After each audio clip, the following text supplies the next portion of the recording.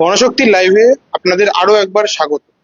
আমরা এই মুহূর্তে রয়েছি টালিগঞ্জ বিধানসভায়। আমাদের সঙ্গে রয়েছেন টালিগঞ্জ বিধানসভা কেন্দ্রের সিপিআইএম প্রার্থী পার্থপ্রতিম বিশ্বাস। কেমন হলো ভোট? সকাল থেকেই পার্থদা টালিগঞ্জের বিভিন্ন জায়গা চষেছেন, বিভিন্ন বুথে ঘুরেছেন।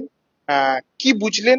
মানুষের স্বতঃস্ফূর্ত গোটা রাজ্যের বিভিন্ন জায়গায় দ্বিতীয় দফায় যে যে যে, জেলাতে ভোট হয়েছে সেখানে যে সকাল থেকে যে ট্রেন্ড দেখা গেছে, মানুষ স্বতঃস্ফূর্ত ভাবে ভোট দিয়েছে, রাস্তা ভিড় করে লাইনে দাঁড়িয়ে। সেই একই ট্রেন্ড ওই যাদবপুরেও দেখা গেছে। আমরা সরাসরি পার্থদার থেকে জানবো ভোটে মানে কেমন হলো ভোট। না, আমার সকালবেলা থেকেই যা মনে হলো ঘুরে, এবং আমি আমাদের কমরেডসদের কাছ থেকে যা খবর পেলাম, তাতে একটা হচ্ছে যে অনেক সংখ্যায়, প্রচুর সংখ্যায় মানুষ ভোট দিয়েছেন, যদি আমরা দেখি যে আগের পোলগুলোর তুলনায়। দ্বিতীয় হচ্ছে যে স্বতঃস্ফূর্ত ভাবে দিয়েছেন। তৃতীয় হচ্ছে নির্ভয়ে অনেকটা দিতে পেরেছেন, এটা একটা ফ্যাক্ট। আর একটা হচ্ছে ডেফিনেটলি কোথাও সেই ধরনের একটা স্বতঃস্ফূর্ততা ছিল, এবং যেটা আমরা আহ, ভোট প্রচারের বিভিন্ন পর্যায়ে পার্সিভ করছিলাম, খানিকটা বোঝার চেষ্টা করছিলাম মানুষের মুড কি। যে একটা প্রতিষ্ঠান বিরোধিতার চোরাস্রোত বলতে যা বোঝায় এই অঞ্চলগুলোতে, সম্ভবত সেটাই কি বলবো যে ডমিনেটিং রোল নিতে চলেছে এই ভোটের নির্ণায়ক ফলাফলগুলোর ক্ষেত্রে। কারণ এত বেশি সংখ্যায় মানুষ যখন অংশ নেন, আহ, তখন ডেফিনেটলি প্রতিষ্ঠান বিরোধিতার যে মেজাজ, সেটা তার মধ্যে থেকে একটা রিফ্লেক্টেড হয়। ফলে অলটুগেদার 15 বছর ধরে যারা শাসন করছেন রাজ্যে, তাদের পক্ষে সবচেয়ে দুর্ভাবনার ভোট হচ্ছে যে এই ভোট। এই নিয়ে আমার কোনো সন্দেহ নেই। আপনি বলছেন যে মানুষের কথা, মানুষ স্বতঃস্ফূর্তভাবে ভোট দিচ্ছেন। একদিকে তো কেন্দ্রীয় বাহিনীর একটা ভূমিকা রয়েছে, নির্বাচন কমিশনের ভূমিকা রয়েছে, এসআইআর পরবর্তী সময় এই যে বিশেষ পরিস্থিতি, এই ভোট হচ্ছে। আপনি তো সকাল থেকে বিভিন্ন জায়গায় সমস্যার কথা কেন্দ্রীয় বাহিনীকে এবং নির্বাচন কমিশনকে জানিয়েছেন সেইগুলো, এবং তাদের ভূমিকায় আপনি কি সন্তুষ্ট? দেখ, সবটা আমাদের রাজ্যের ভোটের ক্ষেত্রে মানুষের কনসাসনেস, মানুষ মানুষ কতটা মানসিকভাবে তৈরি হচ্ছে না। কেন, আমার নিজের মনে হচ্ছে মানুষ উত্তরোত্তর অধৈর্য হয়ে উঠছিল যে এই তৃণমূলের যে অপশাসন বলতে যা বোঝায়। ফলে এক প্রকার মানসিক ভাবে তার একটা প্রস্তুতি ছিল যে এবার আহ, ভোটে অন্তত ভোট দেওয়ার সুযোগ পেলে তারা কিছু একটা করবে। সেটাই খানিকটা অনুঘটকের কাজ করে থাকতে পারে কেন্দ্রীয় বাহিনী। কিন্তু আমি বলছি কেন্দ্রীয় বাহিনী ইজ নট দ্যাট যে তারা ছিল বলেই হচ্ছে যে এরকম একটা ভোট হয়েছে, এরকম নয়। ফলে কেন্দ্রীয় বাহিনীর ভূমিকা আমরা এর আগেও দেখেছি আমাদের রাজ্যে, যখন বারবার তারা এসছেন। সেগুলো যে খুব ফ্রি অ্যান্ড ফেয়ার পোলের পক্ষে গেছিল সেরকম নয়। কিন্তু এবারের ভোটে যেটা হচ্ছে যে মানুষ অনেক বেশি ডিটারমাইন্ড ছিল, এটা আমার আমার নিজের মনে হয়েছে। এবং সেই কারণের জন্য কার্যত আজ সকাল থেকে আমি তৃণমূল কংগ্রেস মোটামুটি তাদের যারা অ্যাক্টিভিস্ট, যারা তাদের কর্মী নেতা, তারা হচ্ছে যে সব গর্তে ঢুকে যাওয়া বলতে যা বোঝায়। আজকে তাদের কাউকেই সেই চেনা মেজাজ, তৃণমূল কংগ্রেস দেখলেই যেটা চেনা যায় ভোটের দিন সকালবেলায়, তাদের সেই কাজওয়ারি ভাব, তাদের গুন্ডাগার্দি বলতে যা বোঝায়, বুথদখল। এবং টালিগঞ্জের একটা বিস্তীর্ণ অঞ্চল আছে, বিশেষত আদিগঙ্গার ওপারে 114, 113, 112, এইসব ওয়ার্ড গুলো তাদের বডি ল্যাঙ্গুয়েজই আলাদা। ফলে সেখানে দাঁড়িয়ে ভোট লুট, এটা একেবারে রেওয়াজে পরিণত হচ্ছিল গত কয়েকটা নির্বাচন ধরে। আজকের কার্যত তাদের আমরা খুঁজে পাইনি। তাহলে এটা প্রমাণ করে যে মানুষের এই যে মুড, মানুষের যে টেম্পারামেন্ট, মানুষ যে ক্ষিপ্ত হয়ে উঠছে, এটা তৃণমূল কংগ্রেসের কর্মী নেতা, দুষ্কৃতী সমর্থক, সবাই তারাও বুঝতে পারছিল। ফলে আজকের কার্যত রাস্তায় আমরা তাদেরকে খুব একটা দেখতে পাইনি। এবং অনেকদিন পর দেখা গেল যে মানুষ অন্তত নিজের মতো করে ভোট দিয়েছে। এখনো ভোটদান চলছে বহু জায়গায়। এবং আমার ধারণা ফার্স্ট ফেজে যেরকম পোল হয়েছিল, সেকেন্ড ফেজের পোলও হয়তো সেরকম জায়গায় চলে যেতে পারে। কলকাতা শহর বা কলকাতার আশেপাশের অঞ্চলে তো ভোট কম পড়ে বলে আমাদের একটা প্রিডিকশন থাকে। কিন্তু আমার ধারণা সেই যে পাস্ট ট্রেন্ড, সেটাকেও হচ্ছে যে এবার ভেঙে দেবে। ফলে ডেফিনেটলি এই কি বলবো, বাড়তি ভোটের মধ্যে আমি বলবো যে এসআইআর প্যানিক একটা থাকতে পারে। আর একটা হতে পারে যে কিছু লোকের নাম তো এমনি কাটা গেছে, dead vote, duplicate vote, left vote, ফলে শতাংশটা বাড়ে। কিন্তু তার সাথে সরকার পরিবর্তনের ভোট বা প্রতিষ্ঠান বিরোধিতার ভোটও ডেফিনেটলি কাজ করেছে। এবং এই সব মিলিয়েই ভোটটা।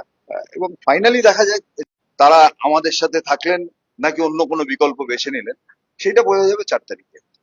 আপনি বলছিলেন ওই 11-12 সন্ত্রাস কবলিত এলাকা, কিন্তু এই দিকেও আমরা দেখেছি 2021-এর পৌরসভা নির্বাচনে, তারপর 21-এরও নির্বাচনে 98 নম্বর ওয়ার্ডের বিভিন্ন জায়গায় ছাপ্পা হয়েছে অবাধ সব জিনিস আমরা দেখেছি।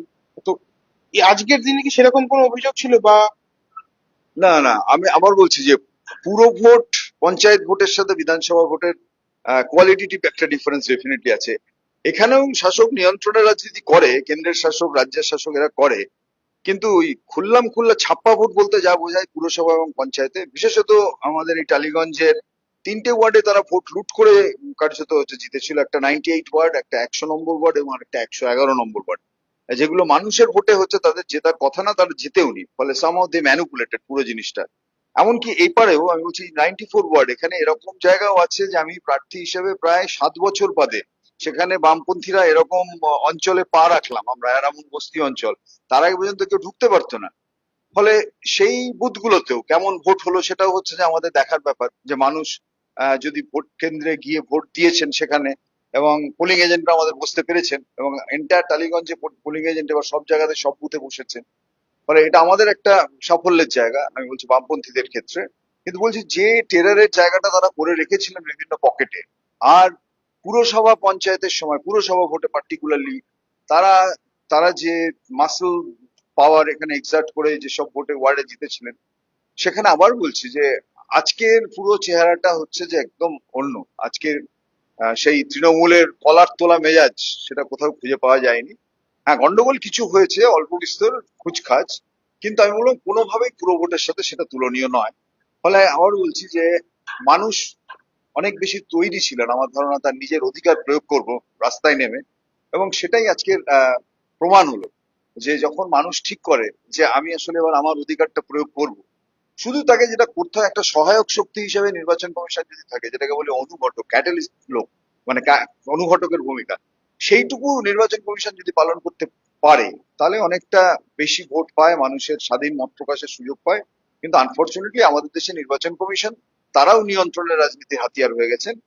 ফলে একটা নির্ভয় ভোট করানোর জন্য যে প্রস্তুতি লাগতো, আমরা এই ভোটার তালিকা তৈরির সময় এসআইআর এর নাম করে যা হলো গোটা রাজ্য জুড়ে, সেটা আমাদের লজ্জা, সেটা আমাদের দুর্ভাগ্যের জিনিস। তা নাহলে আরো কিছু বেশি মানুষ নির্ভয়ে এই রাজ্যে তাদের ভোটাধিকার প্রয়োগ করতে পারতেন, যা তারা পারলেন না। আমরা তাদের পাশে আছি, থাকবো ভবিষ্যতে, যাতে তারা, আবারও বলছি যে এই আমাদের রাষ্ট্র গড়ার ভোট যেটাকে বলে, সরকার গঠনের ভোট, তাতে তারা অংশ নিতে পারেন ভবিষ্যতে। এই যাদবপুর টালিগঞ্জ এই বিস্তীর্ণ এলাকা একসময় বামপন্থীদের গড় ছিল। উদ্বাস্তু আন্দোলন, সেখান থেকে পাট্টার দাবিতে আন্দোলন একসময় হয়েছে। সেই সময় সেই উদ্বাস্তু কলোনি গুলোকে একসময় জবরদখল কলোনি থেকে উদ্বাস্তু কলোনি হয়েছে, সেখানে তাদেরকে পাট্টা দিয়েছে বামফ্রন্ট সরকার। আজকে সেই যারা জমি পেয়েছে, যারা এই কলোনির জমি পেয়েছে, তাদের আজকে কারো তৃতীয় প্রজন্ম, চতুর্থ প্রজন্ম, সেই তাদের মধ্যে একটা ঢুকিয়ে দেওয়া হচ্ছে হিন্দু উদ্বাস্তু। হ্যাঁ, ধর্মীয় কারণে হিন্দু উদ্বাস্তু হয়েছেন তারা। সেই যে একটা পরবর্তী প্রজন্মের মধ্যে এটা ঢুকে গেছে, যে এবং তার মধ্যে বিজেপির বিভাজনের রাজনীতি, যে হিন্দু মুসলমান এই একটা কাজ করেছে, এইটাকে কতটা ভোটে প্রতিহত হলো? দেখুন, আমি একটা বলতে পারি যে যত মানুষ উদ্বাস্তু হয়ে এসেছিলেন ওদেশ থেকে, বাংলাদেশ থেকে আমাদের দেশে, তাতে সেই উদ্বাস্তু পুনর্বাসনের লড়াই, তাদের জীবন জীবিকার লড়াই যদি বলেন, সেই সময় একমাত্র বামপন্থীরা করেছিলেন, কংগ্রেস করেননি। ভারতীয় জনতা পার্টির তো তখন মানে তাকে খুঁজে পাওয়া যেত না, দূরবীনও। বা যাদের জনসংঘ যারা ছিলেন কেউ কোথাও নেই, আরএসএস কেও খুঁজে পাওয়া যায়। ফলে এই যে উদ্বাস্তু প্রীতি যারা আজকে দেখাচ্ছেন, তারা আসলে কোনোদিনই উদ্বাস্তুদের পাশে দাঁড়াননি। না তারা দাঁড়াননি পাঞ্জাবের কোনো জায়গায়, কোনো প্রত্যন্ত গ্রামে, না তারা পশ্চিমবঙ্গের এন্টার বর্ডার এরিয়া জুড়ে, কোথাও কোনো ভূমিকা ছিল না। ফলে উদ্বাস্তু আন্দোলনের পথিকৃৎ নেতা, আর্কিটেক্ট যাই বলুন, বামপন্থীরা ছিল, এবং বামপন্থীরাই এই উদ্বাস্তু আন্দোলনের কি বলবো যে সাথে জুড়ে গেছিল। যে কারণে এই মানুষরা, উদ্বাস্তু মানুষরা, অঞ্চলের মানুষরা, তারা চিরকাল হচ্ছে যে আমাদের এই মনে রেখেছিলেন। কিন্তু এটাও ঠিক যে ওই চেঞ্জ ওভারটা হয়। কিন্তু আপনি যে প্রশ্নটা করলেন, দ্যাট ইজ ইম্পর্টেন্ট, যে কোনো একটা আইডেন্টিটি তো মানুষের চিরকাল থাকে না। যিনি উদ্বাস্তু আন্দোলনের সক্রিয় কর্মী সংগঠক ছিলেন, যিনি সেটার বেনিফিশিয়ারি ছিলেন, তারপরের 3টে প্রজন্ম হয়তো সেটাকে অনেক জায়গায় ভুলে গেছেন। কিন্তু বিজেপি যে চেষ্টাটা করেছে, সেই চেষ্টায় সফল হবে না বলে আমরা আশাবাদী, একটাই কারণে, যে এবারও এই যে উদ্বাস্তুকৃতির নাম করে, মতুয়াদের পাশে থাকার নাম করে যে কাণ্ডটা এসআইআর এ ঘটালেন, তাতে সবচেয়ে বেশি মানুষের নাম বাদ গেছে হিন্দুদের, এবং হিন্দু প্রান্তিক মানুষের নাম বাদ গেছে, মতুয়াদের নাম বাদ গেছে, যারা আসলে উদ্বাস্তু, যারা সবচেয়ে কি বলবো যে প্রান্তিক উদ্বাস্তু বলতে যা বোঝায়। ফলে ওই হিন্দু প্রীতি চাগিয়ে তারা যেভাবে তুলছিলেন, তাতে এই হিন্দুরা কি করে বাদ গেলেন, 2/3 অফ দি পপুলেশন যারা বাদ গেছেন তারা হিন্দু, এবং হিন্দু মানে দরিদ্র হিন্দু, প্রান্তিক হিন্দু, তপশিলি জাতি, মতুয়া, এই ধরনের। ফলে এখানে দাঁড়িয়েও সেই হিন্দু প্রীতি দেখে তাদের যে লাভ হবে তা নয়। আমরা চেষ্টা করেছি যে এন্টায়ার জিনিসটাই ভোটটায় জীবন যুদ্ধের ইস্যুগুলো যাতে হচ্ছে যে মানুষ মনে করেন যে এটা প্যারামিটার, ভোটের মাপকাঠি যেন হয়। এবং আমার ধারণা নতুন প্রজন্মের ছেলেমেয়েরা তারা এটাকেই মাপকাঠি হিসেবে ধরবেন। কারণ তারা না রূঢ় বাস্তবটা খুব ভালো বোঝার চেষ্টা করেন যে আসলে তার উপার্জন, তার ভবিষ্যৎ সেটা কোথায় দাঁড়িয়েছে, কার উপর দাঁড়িয়েছে। এখানটাই সম্ভবত আমার ধারণা বামপন্থীরা তাদের কাছে অনেক বেশি গ্রহণযোগ্য, কারণ তৃণমূল এটাকে জাস্ট কি বলবো ধ্বংস করেছে মানুষের এই জব অপরচুনিটি, শিল্প, শিক্ষা, পুরো জিনিসটা। আর বিজেপি এটাকে রূপান্তর করার চেষ্টা করেছে বারবার, হচ্ছে যে ধর্মীয় মেরুকরণের মোড়কে। ফলে আমরাই একমাত্র যারা রূঢ় বাস্তবটা সামনাসামনি হয়েছি, তাদের কাছে দুটো কথা বলেছি, একটা সলিউশনের পথ দেখিয়েছি। আমার বিশ্বাস যে এবারের ভোটে মেরুকরণ ভেঙে ডেফিনেটলি আমাদের তোলা ইস্যুগুলো একটা ফ্যাক্টর হবে, এবং একটা কি বলবো যে খুব আহ, কড়া প্রতিযোগিতার মধ্যে দিয়েই এই ভোট হবে। এটা কোনো অতীতে আমরা অনেক সময় দেখেছি যে এক পেশে হয়েছে একটা নির্বাচনের ফলাফল, সেটা হওয়ার সুযোগ এবার নেই, এইটুকু বলা যেতে পারে। হ্যাঁ, যেমনটা তিনি বলছিলেন যে মেরুকরণের রাজনীতির যে ইস্যু, সেই ইস্যুকে ভেঙে রুটি রুজির ইস্যু, বামপন্থীদের ইস্যু, সেই ইস্যুতেই নতুন প্রজন্ম ভোটদান করেছে, যার ফল আগামী 4 মে। আমাদের চোখ থাকবে সেই দিকে, আপনাদের চোখ থাকুক গণশক্তি ডিজিটাল।